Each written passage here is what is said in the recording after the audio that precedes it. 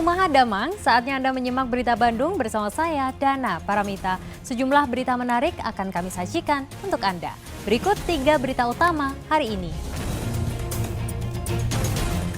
Longsor timbun jalur kereta api yang menyebabkan 2 jadwal keberangkatan dibatalkan. Seorang pria yang nekat merampas sepeda motor babak belur setelah dikeroyok warga.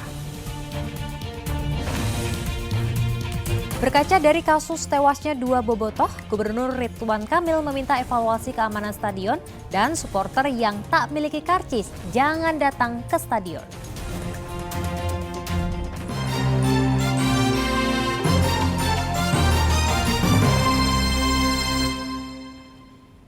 Informasi pertama untuk Anda, menghindari pengendara motor, sebuah truk di Subang terguling usai menabrak pembatas jembatan. Satu unit truk mengalami kecelakaan di Jalan Raya Pamanukan, Subang.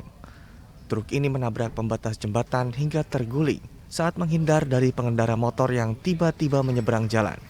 Insiden ini menyebabkan truk dan pembatas jembatan rusak. Kita bergantian dari Cikampek, kita muter ke Cikampek, masih yang bawah. Terus dari arah sana ternyata ada motor nyebrang, jadi kita bantuin ke kiri, kita nabrak jembatan. Nabrak jembatan dulu? Kita akhirnya ada motor nyebrang sini. Oh, terus terbalik tadi? Terbalik ya. Kecelakaan sempat membuat lalu lintas dari arah Jakarta menuju Cirebon tersendat. Para pengendara yang hendak melintas terpaksa dialihkan menggunakan jalur sebaliknya dengan sistem kontraflow. Sementara, truk dievakuasi menggunakan mobil derek agar jalan bisa kembali dilalui oleh kendaraan. Zainal Arifin melaporkan dari Subang.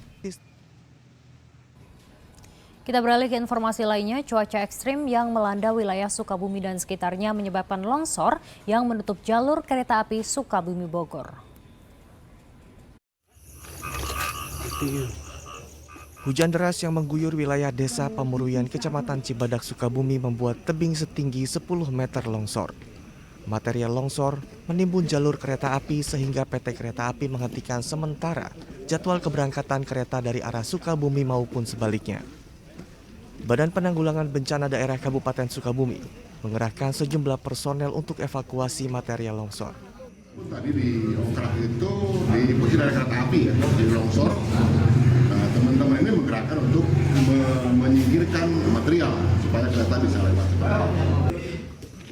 Insiden longsor membuat PT Kereta Api membatalkan 2 jadwal keberangkatan, yaitu pukul 5 sore dan pukul 8 malam. Pihaknya juga meminta maaf dan akan melakukan pengembalian tiket dengan pengembalian bea 100% sesuai dengan harga tiket. Asep Didi melaporkan dari Sukabumi. Hujan deras membuat sejumlah jalan di kota Cimahi terendam banjir. Akibatnya sejumlah kendaraan tidak dapat melintas, bahkan ada sepeda motor yang terseret arus deras. Satu unit sepeda motor di Jalan Mahar, Kota Cimahi, terekam oleh kamera amatir terseret arus air yang cukup deras yang berasal dari luapan anak Sungai Cibaligo.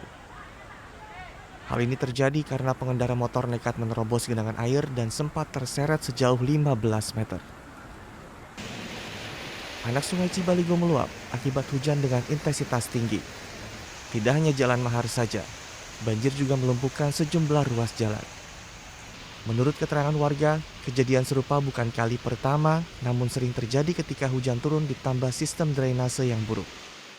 Banjir di pertigaan Cianjuang ini, pertigaan Daeng ini, karena arus dari atas dari arah Cianjuang besar, bahkan sering terjadi motor terbawa arus sampai ke sini ke bawahnya.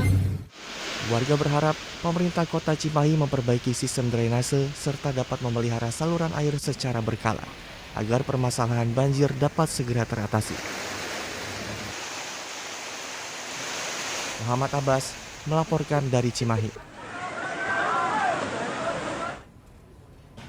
Informasi lainnya untuk Anda, jalan provinsi yang amblas di Kecamatan Tanggeng, Kabupaten Cianjur masih diperbaiki. Selama perbaikan, jalan hanya bisa dilalui sepeda motor.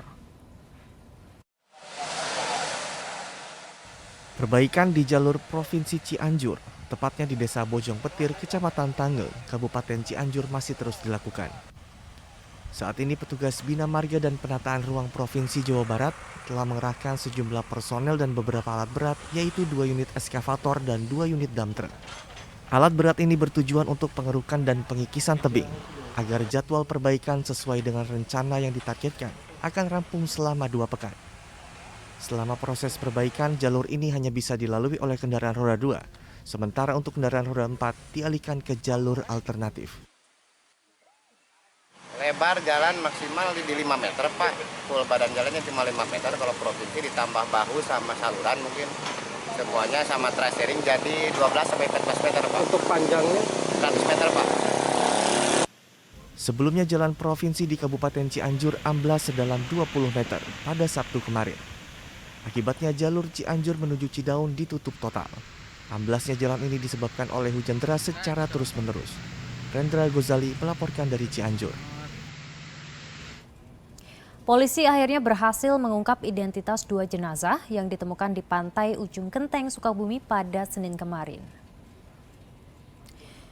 Identitas kedua korban bernama Aisyah yang merupakan pemilik warung dan penginapan, sementara 1 korban lainnya bernama Adel yang merupakan pegawainya. Identitas mereka diketahui setelah polisi melakukan otopsi di Rumah Sakit Polri Kramat Jati, Jakarta Timur. Saat ini Satreskrim Polres Sukabumi masih terus mencari para pelaku. Sementara belum diketahui motif dari kasus pembunuhan ini. Seorang pria yang mencoba merampas sepeda motor di Subang digagalkan korbannya. Warga pun menghakimi pria tersebut hingga babak belur.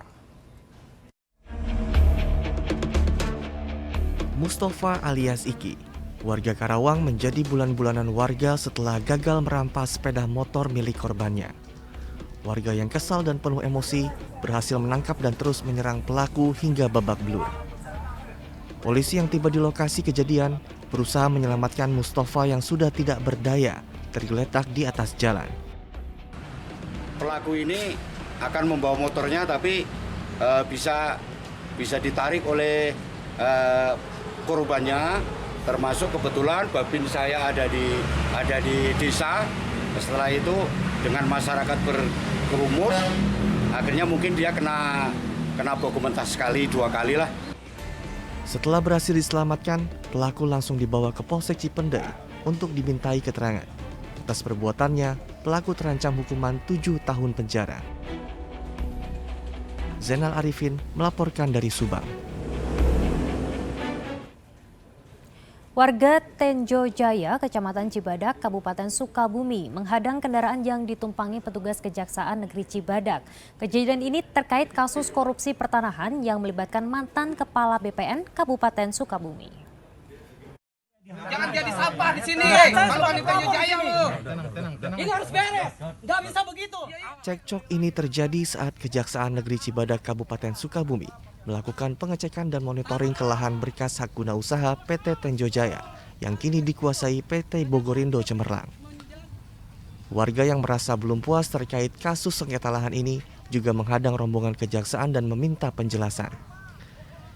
Cekcok terjadi karena mantan Kepala BPN Kabupaten Sukabumi, Tatang Sofian, yang sudah dijadikan tersangka namun tidak pernah ditahan. Pihak kejaksaan pun berusaha menjelaskan kepada warga untuk meredam kekisruhan. Menurut kejaksaan, tersangka Tatang Sofian menang dan dinyatakan tidak bersalah di tingkat pra-peradilan. Proses pemeriksaan sampai saat ini sudah beres. Karena Pak Tatang sudah menang dalam pra-peradilan. Kapan, Pak? Hari Senin. Masih ada. Putusannya hari Senin. Kapan? Tenang. Ya. Nggak ada proses. Saya tidak ada kewajiban melapor kepada pelapor kalau masalah proses peradilan. Jadi sampai saat ini proses sudah henti karena belum ada surat penyidikan baru karena dibatalkan oleh Pengadilan Negeri Pelabuhan Ratu. Sementara itu, warga akan kembali melakukan upaya hukum. Petani penggarap merasa tidak adil karena lahan garapannya tidak bisa digunakan untuk pertanian. Asep Didi melaporkan dari Kabupaten Sukabumi.